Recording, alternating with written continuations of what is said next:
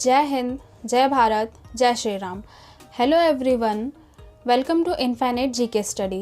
Today I brought a new topic that why is the idol of Ram Lala black? आखिर राम लला की मूर्ति काली क्यों है? क्यों काला रंग ही चुना गया? There are many facts behind this. Let's know everything one by one. जैसा कि आप सब जानते हैं, लंबे इंतज़ार के बाद अयोध्या में 22 जनवरी 2024 को राम मंदिर का उद्घाटन हो गया है. मंदिर में रामलला की प्राण प्रतिष्ठा भी हो चुकी है, जो कि बहुत ही भव्य है. मूर्तिकार अरुण योगीराज द्वारा बनाई गई राम मूर्ति की खूब प्रशंसा हो रही है. अरुण योगीराज जी ने जब मूर्ति बनाई, उनके अपने अलग ही तथ्य हैं. और जैसे कि आपने देखा कि आदरणीय प्रधानमंत्री नरेंद्र मोदी जी ने 11 दिन का कठोर व्रत करने के बाद मंदिर का विधिवत रूप से उद्घाटन किया. तो आइए जानते हैं कि भगवान राम मंदिर की मूर्ति के लिए काले या श्यामल रंग को ही क्यों चुना गया. आपका पहला पॉइंट है, रामलला की मूर्ति का निर्माण जिस शिला पत्थर से किया गया है उसे कृष्ण शिला भी कहा जाता है, जिस कारण राम भगवान की मूर्ति का रंग काला है. यानी जिस पत्थर से रामलला की मूर्ति का निर्माण किया गया है उसे कृष्ण शिला भी कहा जाता है.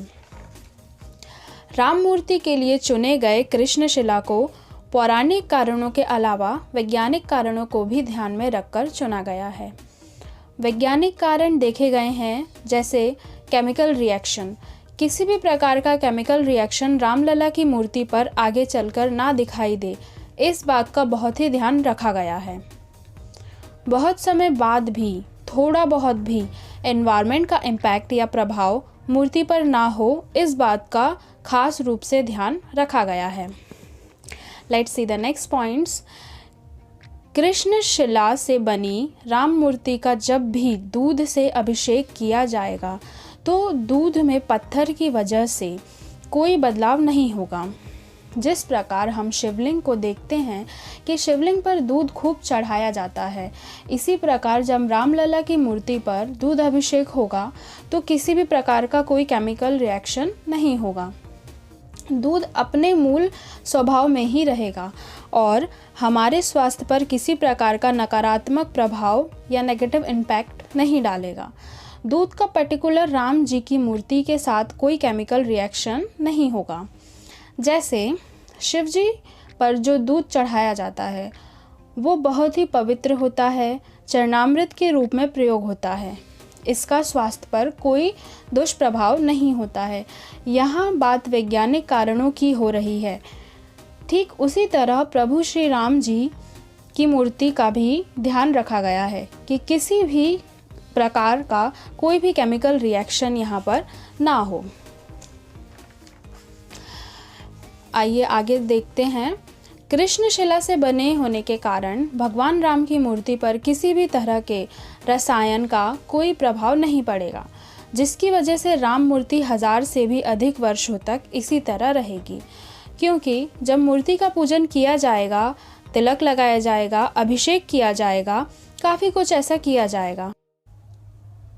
आपको तो मैं ये भी बता दूं कि आज बहुत चर्चा में है एक पॉइंट कि वैज्ञानिकों ने एक ऐसे वहाँ पे जहाँ जिस गर्भगृह में रामलला हैं, सूर्य के साथ लेंस और कांच का प्रयोग करके एक ऐसे डिवाइस का प्रयोग किया गया है कि जब रामनवमी के दिन पर्टिकुलर 6 मिनट के लिए भगवान राम के मस्तक पे 6 मिनट तक डायरेक्ट सूर्य की रोशनी आएगी.